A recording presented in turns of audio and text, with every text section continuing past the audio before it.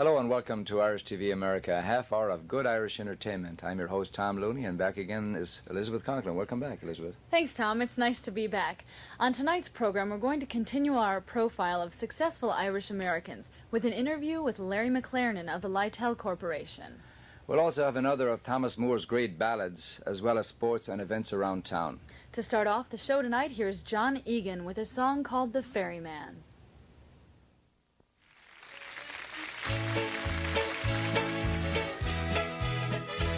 Now the little boats are gone from the breast of Liffey, and the ferrymen lie stranded on the quay. Now the Dublin docks is dying, and a way of life is gone, and Molly, it was part of you and me. Where the strawberry beds sweep down to the Liffey, you kiss away the worries from my brow. I love you well today, sure I'll love you more tomorrow. If you ever love me, Molly, love me now. It was the only job I knew.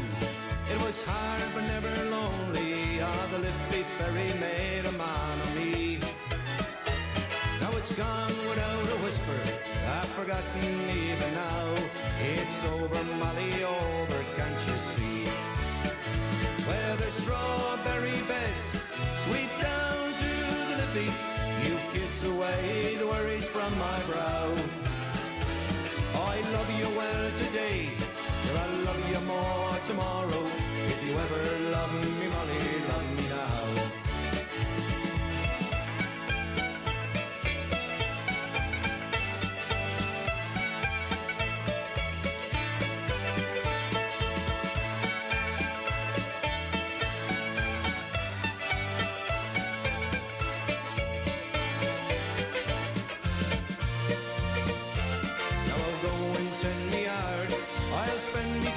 Talking, and I'll hear them whisper Charlie's on the go.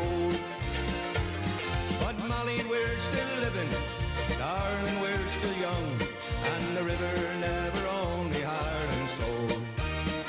Where the strawberry beds sweep down to the Liffey, you kiss away the worries from my brow. I love you well today, sure I'll love you more tomorrow. If you ever love me, Molly, love me now. If you ever love me, Molly, love me now.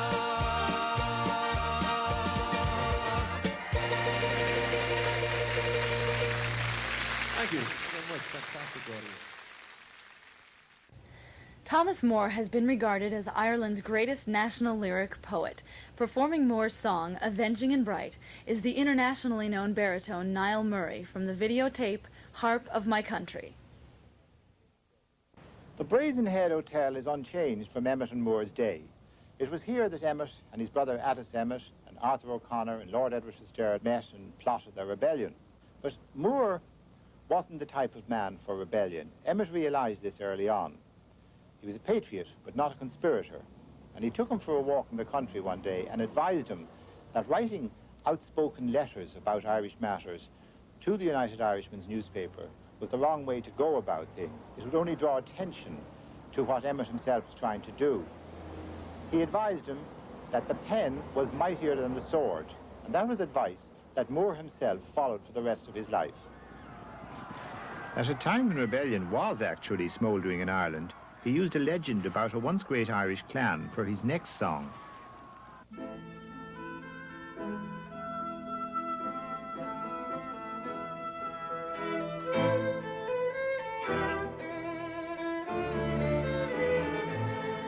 Avenging and bright, pull the sweet sword of Erin on him who the brave sons of Ushna betrayed.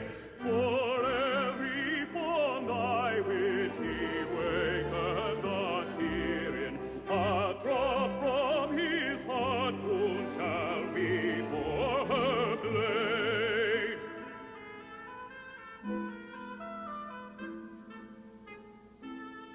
By the red cloud which hung over Connor's dark dwelling, when alas 3 champions lay sleeping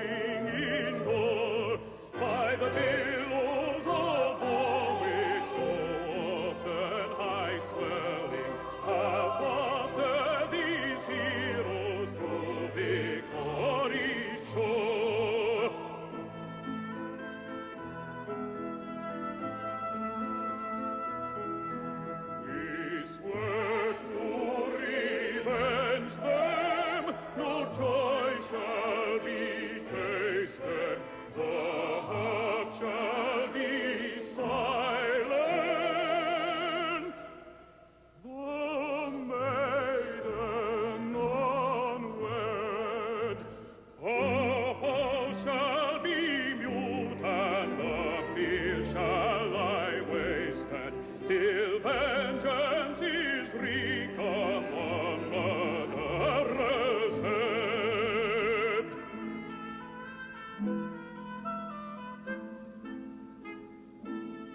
Yes, monarch, though sweet are home recollections, though sweet are the tears that from tenderness fall, though sweet are our friendships, our hopes and affections, revenge on a tyrant is sweetest of all.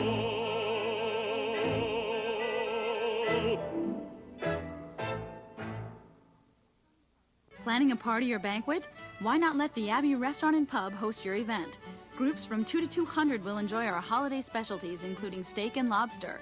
Just off Addison near the Kennedy Expressway, the Abbey is an easy 8 minutes from downtown with plenty of free parking. Join us anytime at the Abbey, 3420 West Grace, for fine dining in an old world setting at friendly prices. And stay after dinner for the best entertainment in Chicago. Make your banquet reservations now by calling the Abbey at 478-4408. There's nobody stronger than my dad. Oh, yeah? Well, my dad's as strong as Samson. Oh, yeah? My dad's as strong as Goliath. Well, my dad's as strong as Paul Bunyan. Well, my dad's as strong as Hercules. Oh, yeah? Well, my dad's as strong as Cregan Federal Bank. My mom is the prettiest woman in the whole world. It's sure hard to think of anybody stronger than Cregan Federal Bank. Got a tape from overseas? Can't play it on your VCR? At Abbey Productions, we convert standard VHS, Super VHS, Beta, and 3/4-inch tapes so they'll play on your TV. We also convert American tapes to foreign formats. Whether it's a business tape or a tape from your loved ones, Abbey Productions offers quality duplications and conversions at competitive rates. And why not try our television production services for your next business meeting, training seminar, or broadcast commercial? Give Abbey Productions a call for their surprisingly affordable rates at 539-6000. Welcome back to Irish TV America. Breege Looney had the opportunity to interview Mr. Larry McLernan, and Larry is the president of Lightel Incorporated and a successful Irish American. I would like to welcome to Irish Television America Mr. Larry McLernan, President and Chief Executive Officer of Lightel Corporation. Welcome to the show, Larry. It's great to be here, and thank you for the opportunity. I'm honored. I'm delighted especially to have Larry here, seeing that his roots come from County Clare. My husband seemed to be from County Clare, so it's a real pleasure, Larry. Well, thanks. That's correct. My grandmother was born in Kilrush, and that's not how I first became associated with Ireland, though. I went there first on vacation, and my father, who was about 75 at the time, called me when I was there and asked if I would look up my grandmother's birthplace. Now, he had already been there, but for some reason, he'd been there several times, but for some reason never put it together to look up where she was born and baptized. So it was he gave me Kilrush and the local church, and I went down, and I remember the priest was chopping wood, and I came up to him and I said, "Father," and it was about maybe 5 o'clock in the afternoon, and I said, "Father, I'd like to talk to you." And he said to me, "Now, is this an inside the house conversation or an outside the house conversation?" So I said to him, "Well, my grandmother was born in this parish." He said, "That's an inside the house conversation." So we went in, and he cleared away his dinner, which was being prepared, and then turned over the books, which, and you and I had talked about this earlier, were still in the original handwriting, which is no more. I mean, they've gathered all those books together. And I was able to trace that side of the family back to 1823. And then maybe 3 years later had the opportunity to bring my father over to that same church, and I was there with two of my daughters, my brother, my father, and us, and myself. So we had three generations represented. Well, that must have made the curate very happy. Yes, it did. Yeah. He loves to have the Americans come looking for their ancestors, especially in County Clare. They have a very nice Irish-American, well, it's an Irish Heritage Centre actually in Corofin. Yes. That a lot of the American companies use to trace their roots and ancestors. Yeah, and I've been there. My wife has not been as fortunate as I to be able to find her roots so readily. But as you know, if you have the church and the town and the year, it's and there are records available, and sometimes there are not, but if there are records available, you can easily locate your heritage. She's not been able to do that, but we've been to Corofin and exhausted that path. Oh, yeah, Clare is very beautiful. Yes, it is. I understand, Larry, that you live in Dublin, Ohio with your wife, Mary Margaret, and your family. Isn't that a coincidence? It's called Dublin, Ohio. How did that come about? I'm never sure whether it is a coincidence. My wife is the one who wanted to live there. It causes great confusion, as you can imagine, when you're in some place in Clare and they ask you for your home address and you say Dublin, Ohio. You have to say it a couple of times. The town was named by the architect. It was a Dutch community who was from Dublin, Ireland, and had missed his hometown. So he asked the town council after he had designed the town, and they incorporated it. Or they were about to incorporate it, whether or not they would mind if he named it Dublin. So they must have liked him a great deal, and they said sure. I'm sure they did. Now, tell me how you got started with Lightel Corporation and in the communications business. I've been in the industry since 1964. I originally worked for New York Telephone, and I spent some time with Bell Telephone Laboratories. And then I worked for United Telecommunications, the current owner of Sprint. I also spent time in Saudi Arabia. And I was in 1980, I went into business in a partnership with a couple other people in Milwaukee, and we sold that business 3 years later to Northern Telecom, a company well known to Ireland. And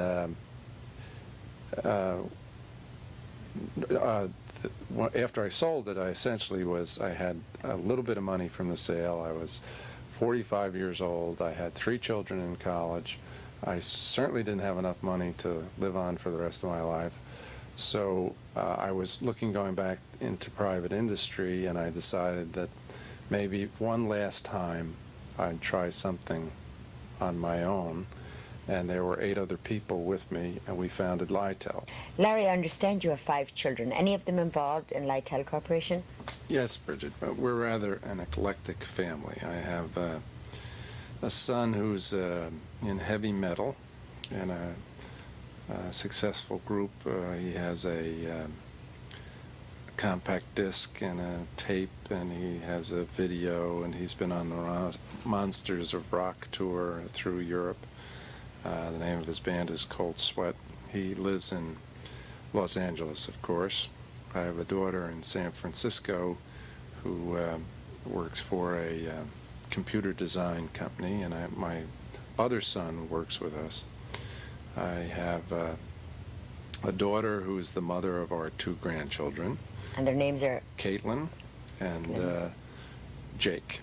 Okay. And my last daughter is a junior at Ashland College, right outside of Mansfield, Ohio, which is about maybe 60 miles from us.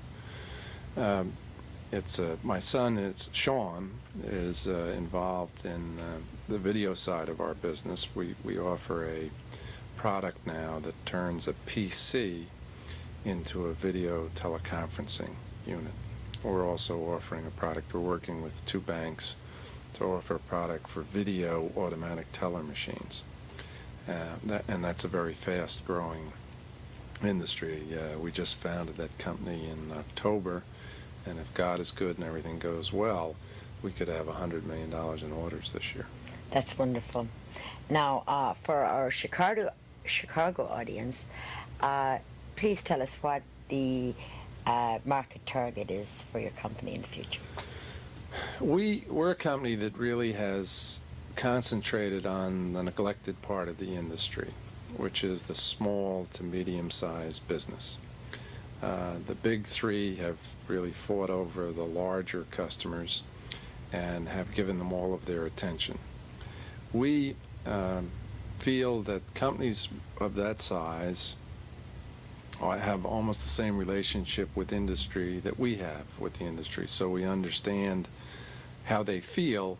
We want to better understand what their needs are, and we're doing a lot in terms of focus groups and studies to determine what their needs are, and are developing products to help them. The video product is one of those products that could help a smaller business because it's an inexpensive way to have video conferencing, and so the benefits of video conferencing are much more available to you.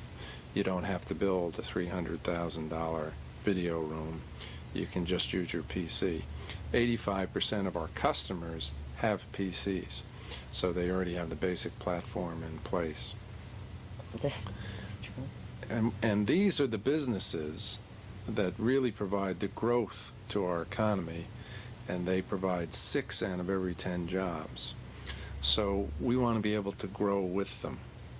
Well, Larry, we wish you and your family and the company every success in the future, and I know you'll do very, very well. Thank you, Bridget. And we're delighted to have you on Irish Television America. It's my honor. Now, stay tuned for more of Irish Television America. Attention sports fans! The Abbey Pub and Sports Bar now features directly off satellite your favorite hockey, soccer, and football games on our 8-foot television screens. We've got pool and championship dart tournaments, and now you can park here and take the Abbey Sports Bus to major Chicago sporting events. It's easy. The Abbey Pub and Sports Bar is just off Addison near the Kennedy Expressway at 3420 West Grace. After the game, kick back and enjoy Chicago's top bands. Make your reservations on the Abbey Sports Bus by calling 478-4408. Looking for the premium touch in advertising? Then look to Printed Premiums. Printed Premiums' in-house art department specializes in custom screen printing and embroidering of thousands of items. This is the solution to outshine your competitors, promote your group's image, or to just elevate team spirit and morale.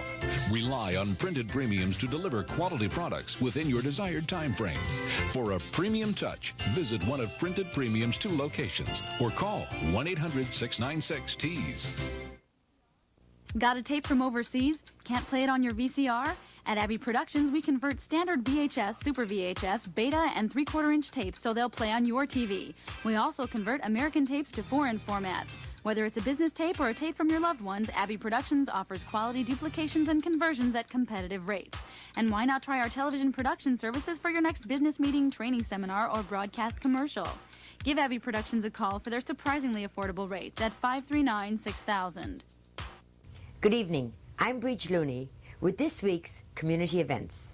A fundraiser for the Evermish Gaelic Society Pipe Band is going to be held at the Irish American Heritage Centre on Sunday, February the 16th, beginning at 7 p.m. For more information, call 229-1766. Paddy Riley will be performing at Chicago's Gaelic Park on February the 22nd. Gaelic Park is located at 6119 West 147th Street in Tinley Park. The show begins at 9 p.m. For tickets or more information, call 708-687-9323. There will be a dance held on Saturday night, February the 23rd, for St. Mary's College in Tourmakeady, County Mayo. The funds will be used to help keep the college open, as it is no longer funded to the Sisters of Mercy. A highlight of the evening certainly will be a demonstration of Cayley dancing by the world-famous Tourmakeady Cayley Group. Tickets for the dance and their $15,000 first prize raffle can be obtained by calling Tom Gibbons at 312-883-8667. That's February the 23rd at the Irish American Heritage Centre, 4626 North Knox. The Irish American Heritage Centre, located at 4626 North Knox, has a variety of events every week, including Gaelic lessons, Irish cultural events, step dancing and Cayley classes, and much, much more. For information on all of the events at the Irish American Heritage Centre, call 312-282-7035. And coming up at the Abbey Pub and Restaurant this weekend is Napper Tandy. The Dooley Brothers will be there March 22nd and 23rd. And get your advance tickets now for the Dublin City Ramblers on Sunday, March the 10th. And on March 15th is Ireland's top country and western star, Susan McCann. For tickets or reservations, call the Abbey Pub at 478-4408. If you would like your announcements on Irish Television America, send them to Abbey Productions, 3825 North Elston Avenue, Chicago, Illinois 60618. We do welcome your comments on the show, so why not give us a call at 539-6000. And for a complete look at the events around town and the nation, subscribe to the Irish American News by calling 1708-882-4410. That's it for community events this week. Now stay tuned for sports with Eamon Kelly. Following our recap of last year's Great Hurling Championship, we continue our review of Irish sports in 1990 with highlights of the year in Gaelic football. There was a great finale to last year's championship as Cork matched the defeat of their hurlers to take the title by defeating Meath in the final and record the county's first All-Ireland Championship double in 100 years. Let's briefly follow the paths of both Meath and Cork on their way to the final. Meath footballers gave every indication they were for real in their attempt to regain the Leinster title, which they lost to Dublin the previous year. They opened their campaign on June the 10th with a convincing 12-point win over Longford. 3 weeks later, they trounced Laois by 20 points to reach the Leinster final against old rivals Dublin.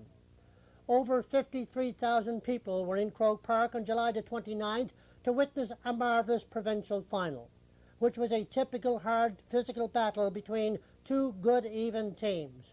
Meath got off to a dream start with a rather strange goal after only 25 seconds of play, while Dublin recovered reasonably well from that shock start with a point within a minute. They had to fight an uphill battle for the rest of the first half as Meath remained in command and finished 5 points in front at the interval.